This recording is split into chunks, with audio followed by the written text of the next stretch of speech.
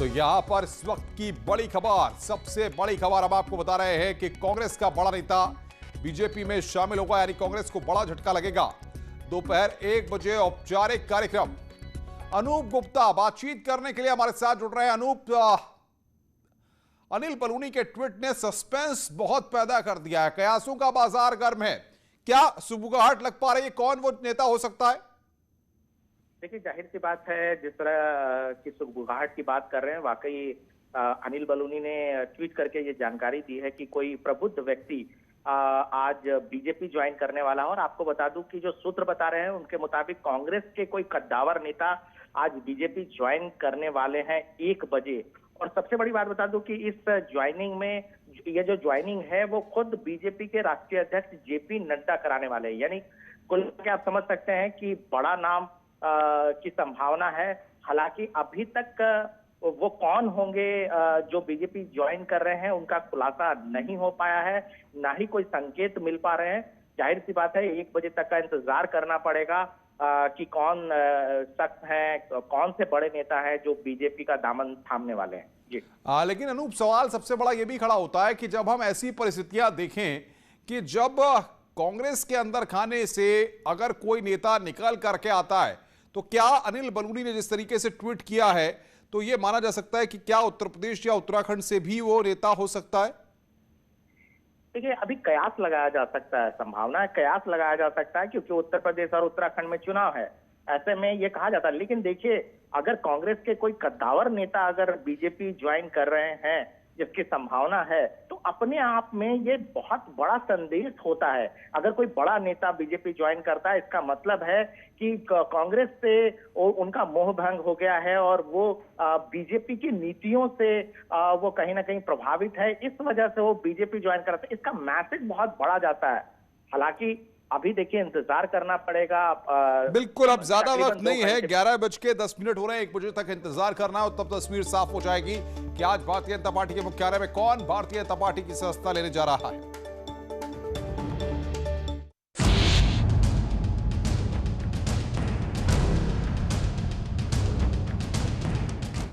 आगे बढ़ते हैं। कोरोना काल में सीएम योगी राज्य के प्रवासी कामगारों को बड़ी सौगात देने जा रहे हैं।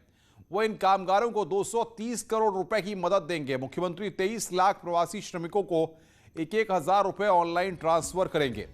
इस दौरान सीएम आज कुछ जिलों के श्रमिकों से भी संवाद करेंगे। सुबह 11:30 बजे मुख्यमंत्री आवास पर कार्यक्रम का आयोजन होगा। इसके अलावा सीएम योगी आपदा राहत सहायता योजना में अंतर्गत हितलाभ वितरण पोर्टल का भी उद्घाटन करेंगे। तो 11:30 बजे, यानी अब से थोड़ी देर बाद ही एक कार्यक्रम रखा गया है।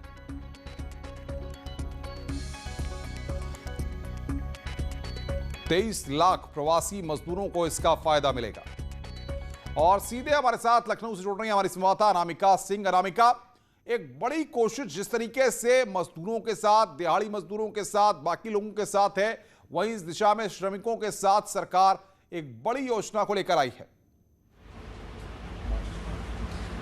और देखिए, बिल्कुल श्रमिकों के लिए, वैसे तो कोरोना काल में लगभग हर क्षेत्र प्रभावित रहा, लेकिन श्रमिकों और कामगारों के लिए आजीविका का बड़ा संकट खड़ा हो गया। और इसीलिए प्रदेश सरकार लॉकडाउन से परहेज भी करती रही, लेकिन जब लॉकडाउन किया भी गया तब भी ये व्यवस्था की गई कि कम से कम उनको खाने पीने की या उनकी जो रोजमर्रा की जरूरतें हैं उसको लेकर दिक्कत ना हो। अब तक सरकार की तरफ से उनके लिए सूखा राशन की व्यवस्था की गई, जिसके तहत ये कहा गया कि करीब 15 करोड़ श्रमिकों को इसका फायदा होगा सीधे। इसके अलावा लाइफ इंश्योरेंस और हेल्थ इंश्योरेंस की स्कीम भी उनके लिए लाई गई। और अब आज 230 करोड़ रुपए की धनराशि उनके खातों में ऑनलाइन ट्रांजेक्शन किया जाएगा। कुछ ही देर में कार्यक्रम शुरू हो जाएगा और मुख्यमंत्री योगी आदित्यनाथ कुछ जिलों के श्रमिकों से संवाद भी करेंगे, बातचीत भी करेंगे। तो कम से कम इस कोरोना काल के दौर में जिस तरीके से श्रमिकों और कामगारों को, हालांकि फर्स्ट वेव के बाद सेकेंड वेव में भी हमने वो देखा है कि जब अंतर्राज्यीय बसों को बंद कर दिया गया, ट्रेनों को रोका गया, तो बहुत सारे श्रमिक अलग अलग राज्यों से यूपी वापस लौटे। और ये वो श्रमिक तो जो रजिस्टर्ड भी नहीं थे सरकार के उसमें रिकॉर्ड में, तो उनको भी प्रयास किया गया कि नए सिरे से जोड़ा जाए। और सूखा राशन से लेकर के अलग अलग जो व्यवस्थाएं सरकार की ओर से की जा रही है, आज कितने श्रमिकों के खाते में पैसे ट्रांसफर किए जा रहे हैं, कितना अमाउंट ट्रांसफर किया जा रहा है और कितने श्रमिकों के साथ मुख्यमंत्री आज बातचीत करेंगे? देखिए, अगर अब तक के आंकड़ों की बात की जाए तो आज कम से कम भी कहा जा रहा है कि 230 करोड़ रुपए की धनराशि है जो उनके खाते में ट्रांसफर की जाएगी। करीब 23 लाख निर्माण श्रमिक है, यानी कि जो अलग अलग जो निर्माण कार्य से जुड़े हुए हैं, फिर चाहे वो अलग अलग क्षेत्रों से, ग्रामीण क्षेत्रों की बात करें, शहरी क्षेत्रों की बात करें, उससे जुड़े हुए हैं। तो 230 करोड़ रुपए की धनराशि एक बड़ा अमाउंट है। हालांकि मुख्यमंत्री अगर बात करेंगे उनसे, श्रमिकों से, तो वो जानने का भी प्रयास करेंगे कि कोरोना को लेकर अभी तक उनकी स्थिति किस तरीके की है। और यहाँ पर मैं ये भी मेंशन करना चाहूंगी अनुपम कि इस क्षेत्र के लोगों को वैक्सीनेट करने के लिए भी सरकार प्रयास कर रही है। 14 जून से इनके लिए अलग से सेंटर्स बनाए जाएंगे और इनको कैटेगराइज किया जाएगा ताकि बिल्कुल ये सारी जानकारियां हम लगातार दर्शकों तक पहुंचा रहे हैं। बहुत बहुत शुक्रिया अनामिका आपका हमारे साथ जुड़ने के लिए और बातचीत करने के लिए। अनामिका ने ये अपडेट यहां पर दिया है कि किस तरीके से कार्यक्रम में 11:30 बजे मुख्यमंत्री ऑनलाइन इनके खातों में पैसा ट्रांसफर करेंगे। बहुत बहुत शुक्रिया अनामिका आपका हमारे साथ जुड़ने के लिए और बातचीत करने के लिए। हापुड़ में लोगों ने अपनी नाराजगी जाहिर करने का अलग तरीका अपनाया है। आदर्श नगर कॉलोनी में दलितों ने अपनी समस्याओं का समाधान नहीं होने पर अपने मकानों पर मकान बिकाऊ है लिख डाला। करीब 90 दलित परिवारों ने सड़क, पेयजल, साफ सफाई और अन्य नागरिक सुविधा नहीं मिलने का आरोप लगाया है। इलाके के पार्षद की अनदेखी से भी इनके मन में काफी आक्रोश है।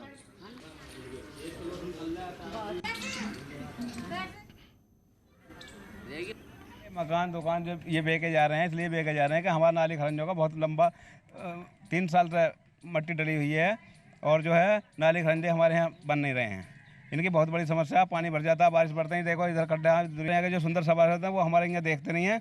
सब लोग उसे वोट देते हैं, वो अपने अपने इधर कार्य करवा देते हैं, दवाई उधर छिड़कवाते हैं, सारी चीज़ उधर छिड़कवाते हैं, इधर कुछ नहीं छिड़कवाते। वो यूपी कैडर के रिटायर्ड आईएएस अनूप चंद्र पांडे देश के चुनाव आयुक्त बनाए गए हैं। 12 अप्रैल को मुख्य चुनाव आयुक्त सुनील अरोड़ा का कार्यकाल पूरा हो गया था।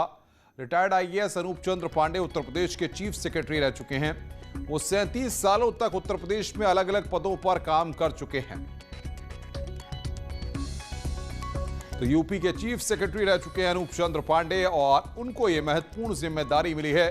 37 सालों तक अलग अलग पदों पर रहे हैं अनूप चंद्र पांडे और अब वो चुनाव आयुक्त बनवाए गए हैं। यूपी में 37 सालों तक अलग अलग पद पर रहे हैं। 12 अप्रैल को रिटायर हुए थे सुनील अरोड़ा। 15 फरवरी 1959 को चंडीगढ़ में जन्म हुआ है। मैकेनिकल इंजीनियरिंग में बैचलर की डिग्री हासिल की है और मटेरियल मैनेजमेंट में एमबीए हैं।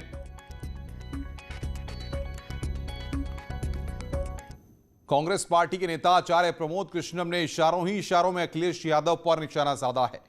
ट्वीट में उन्होंने लिखा कि योगी का मुकाबला वही कर सकता है जो अपने उसूल और अपनी बात पर कायम रह सकता हो। लाल टोपी जेब में रखने से कोई नेता नहीं बनता। यह अखिलेश यादव पर निशाना साधा है आचार्य प्रमोद कृष्णम ने।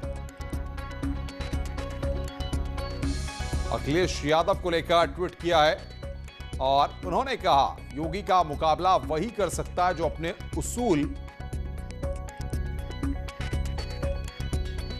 और अपनी बात पर कायम रह सकता हो। लाल टोपी जेब में रखने से कोई नेता नहीं बनता। आचार्य प्रमोद कृष्णम जो कि कांग्रेस पार्टी के नेता हैं, उन्होंने यहां पर यह ट्वीट करके अखिलेश यादव पर निशाना साधा है।